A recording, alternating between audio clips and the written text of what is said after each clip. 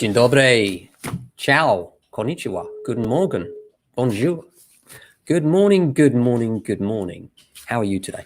It's Ken at 10. Hope you're well.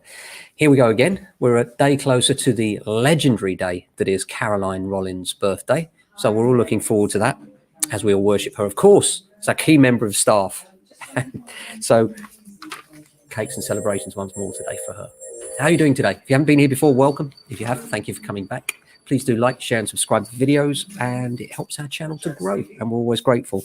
We talk about property every day, every weekday between 10 and 10:15. Just a quick update to tell you what's going on in the local market, picking out some of the main headlines of the day, and just letting you know what's going on really here at the Coalface. We're an estate agents based in Southwest 16, Southwest London, situated smack bang between Streatham to the north and Croydon to the south. So we're a kind of typical South London suburb, I would say, or typical London suburb, come to that. A Zone 3 commuter area where people come for value, good commuter distance and nice neighbours.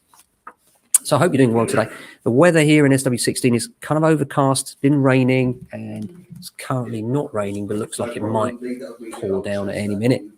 A few things going on. First of all, only 6 days now. 6 days left, can you believe, until the stamp duty deadline. And consequently, lots of completions today, lots of lovely new owners of properties, and we've got some little gift boxes for them already. Looking forward to welcoming them to their new homes as they complete. And how that works, somebody asked me the other day how that works. Well, on the day of completion, what happens is that the solicitors call us and tell us when the money's actually hit. And just to prove we're live, there go the fire station, the fire trucks. We're next door but one to the fire station, so we quite often have the trucks go by, and gives a false impression actually of how rough it is around here. I always think it's fire services rather than police that are going by. So a few bits of news for you today. First of all, Daily Mail reports on almost 4 in 10 properties selling above the asking price. And it reports the number of homes selling for asking price or above is increasing. The percentage has been rising since the housing market reopened last year in May in England, June in Wales. It has now reached a record high. In January this year, 37% of homes sold in England and Wales achieved their final asking price or above, according to Rightmove. The latest figure is an increase to 28% in January 2020, and significantly higher than the long-term average of 23% between 2005 and 2021. The region with the greatest number of above asking price sales was Yorkshire and the Humber at 45%, and London saw the smallest proportion of homes reach at least the asking price, but even then the figure was 30%. Among properties that reached the asking price across England and Wales in January, 18% sold for more than the listed price. The long-term average between 2005 and 2021 is 10%. Well, that doesn't entirely surprise me. A lot of agents are cottoning on to the fact that what we call our zero pricing strategy. So a lot of agents are quoting offers over so that they get the audience in the first place, and then people will then bid over that price. And we know that will happen initially. So for instance, if we've got a property that's worth 510,000, there isn't a price range for that on Rightmove. So we might price it at offers over 500,000 in the hope that we get a bigger audience for our client and therefore a bigger final price for them as well. Just on another issue of our property buyers and sellers podcast, which we'll be publishing later on today, and a couple of interesting podcasts coming up as well. One with Adam Messer, a financial advisor, and he's going to be telling us about the market as far as he's concerned. And then the week after, we've got the legendary man himself, Paul Champlina, from Landlord Action and from Nightmare Tenant Slum Landlords. Very famous now, the 15th most influential person in property according to the Telegraph. So we're looking forward to interviewing him. Apart from that, Hong Kong buyers boost London property market. Well, you know, it's hardly surprising, is it, when you've got the Apple Daily closed down, that, you know, we're in a situation where Hong Kong residents are looking to buy elsewhere. And it says Hong Kong residents increasingly likely to buy or rent properties in Canary Wharf, Kensington, Covent Garden and Mayfair. Sales from Hong Kong have risen by 20% in the last 18 months, while demand for rental properties is expected to increase ahead of September, when students head to London University.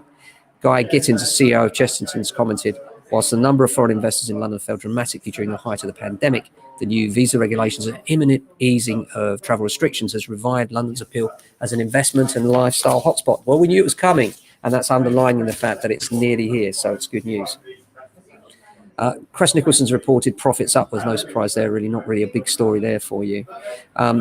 Leasehold, this is one about Persimmon and Aviva. Been reporting on this for a while now, and this is about the fact that some first-time buyers were not actually advised properly by their solicitors and ended up buying homes where the ground rents doubled every 10 years. So they're buying houses, and they had leasehold houses, and they had ground rents doubling every 10 years. And strangely, their solicitors didn't advise them properly about that. Guess who introduced the solicitors to them? The builder. Can't be right, that, can it? Can't be right. Anyway, legal experts say even though Persimmon Homes and Aviva, by the way, Persimmon were the builders of many of these places, as were many other major house builders when they cottoned on to this scam and tried to join in on the act. And Aviva were acquiring those ground rents. And Persimmon Homes and Aviva, it goes on to say, have changed the way they operate in regard to leaseholds and ground rent charges. Homeowners could still be entitled to compensation. Daniel Brumpton, head of professional negligence at law firm Nelson, said the CMA, that's the Council Mortgage Lenders, is expecting to other housing developers and investors to take similar action, whilst Persimmon is allowing its leaseholders to buy the freehold of their property at a discounted rate, and Aviva is removing ground rent terms of the CMA, considers unfair and repaying homeowners who've seen rents double. Homeowners could still have incurred a loss because someone didn't advise them properly in the first place. Quite right, they could, and probably did.